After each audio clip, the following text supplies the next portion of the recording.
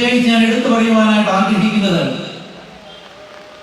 കേരളത്തിലെ കർഷകരുടെ പ്രശ്നങ്ങൾ പൊതുസമൂഹത്തിന്റെ മുന്നിൽ എത്തിക്കുവാനായി കത്തോലിക്ക കോൺഗ്രസിന്റെ നിലപാടുകൾക്ക് കഴിഞ്ഞിട്ടുണ്ട് എന്ന് ഈ വേദിയിൽ ഉറക്കെ പ്രഖ്യാപിക്കുവാൻ ഞാൻ ആഗ്രഹിക്കുകയാണ്.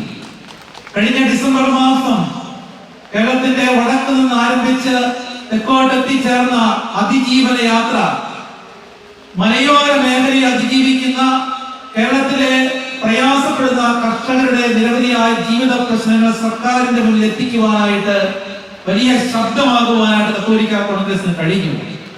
ഈ പൊതുസമൂഹത്തിൽ കത്തോലിക്ക കോൺഗ്രസ് എടുക്കേണ്ട നിലപാടുകളും കത്തോലിക്ക കോൺഗ്രസിന്റെ പ്രവർത്തന ശൈലികളും നമ്മുടെ സമൂഹത്തിലെ ദുർബലരായ ആളുകളുടെ പ്രശ്നങ്ങൾ പൊതുസമൂഹത്തിന് മുന്നിൽ എത്തിക്കുകയും ഇവിടെ തറയിൽ പിതാവ് സൂചിപ്പിച്ചതുപോലെ പല രാഷ്ട്രീയ മുന്നണികളും ഈ പ്രശ്നങ്ങളെല്ലാം തമസ്കരിക്കുമ്പോൾ അവരുടെ എല്ലാം മുന്നിൽ ചങ്കുറ്റത്തോടു കൂടി നമ്മുടെ പ്രശ്നങ്ങൾ അവതരിപ്പിക്കുവാനായിട്ട് ഈ കത്തോലിക്ക കോൺഗ്രസിന്റെ നേതൃത്വത്തിൽ ഇനിയും കഴിയട്ടെ എന്ന് ഞാൻ ആശംസിക്കുകയാണ്.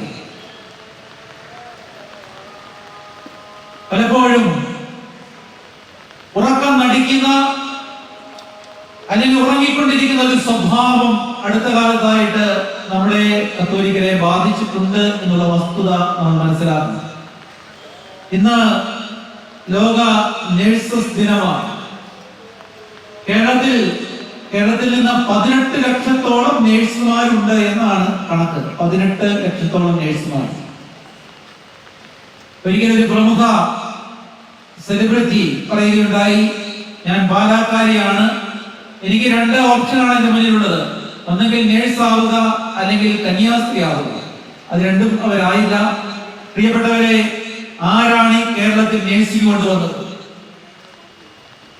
നേഴ്സിംഗ് കൊണ്ടുവന്നത് കൊച്ചി രാജാവിന്റെ അഭ്യർത്ഥന പ്രകാരം വരാപ്പുഴ അതിരൂപതാധ്യക്ഷൻ ഇടപെട്ടതിന്റെ പ്രകാരം ഇറ്റലിയിൽ നിന്ന് വന്ന കന്യാസ്ത്രീകളാണ് ഈ കേരളത്തെ നേഴ്സിംഗിന്റെ ബാലപാഠങ്ങൾ പഠിപ്പിച്ചത്. ഈ കോട്ടയം ജില്ലയിൽ നിന്ന് കുടിയേറിയ കർഷകരാണ് വയനാട്ടിലും അതുപോലെ തന്നെ തലശ്ശേരിയിലും ഇടുക്കിയിലും മറ്റു പ്രദേശങ്ങളിലുള്ള കർഷകർ വലിയ ഒരു വിഭാഗം ഇവിടെ നിന്ന് കുടിയേറിയവർ.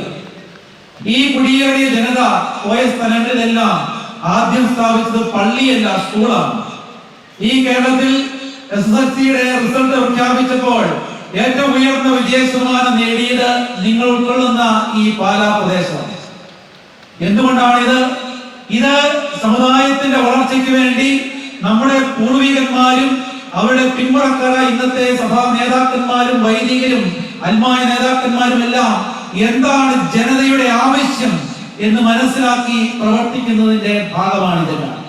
പ്രിയപ്പെട്ടവരെ, സഭ സമൂഹത്തിന് വേണ്ടി ചെയ്ത കാര്യങ്ങൾ ജനങ്ങളിൽ എത്തിക്കുവാനും ജനങ്ങളുടെ ഉറക്കം നടിച്ചെടുക്കുന്ന അവരുടെ ആ അവസ്ഥയിൽ നിന്ന് അവരെ ഉണർത്തിക്കൊണ്ട് യഥാർത്ഥ ജീവിതാവസ്ഥയെ കുറിച്ച്, അവർ നേരിടുന്ന പ്രതിസന്ധികളെ കുറിച്ച്, അവർ അകപ്പെടുവാനിരിക്കുന്ന ഭയാനകമായ പ്രശ്നങ്ങളെ കുറിച്ചൊക്കെ അവബോധമുള്ളവരാക്കുവാനായിട്ട് കത്തോലിക്ക കോൺഗ്രസ് ഇനിയും ഉണർന്ന് പ്രവർത്തിക്കണമെന്ന് ആശംസിക്കുന്നു.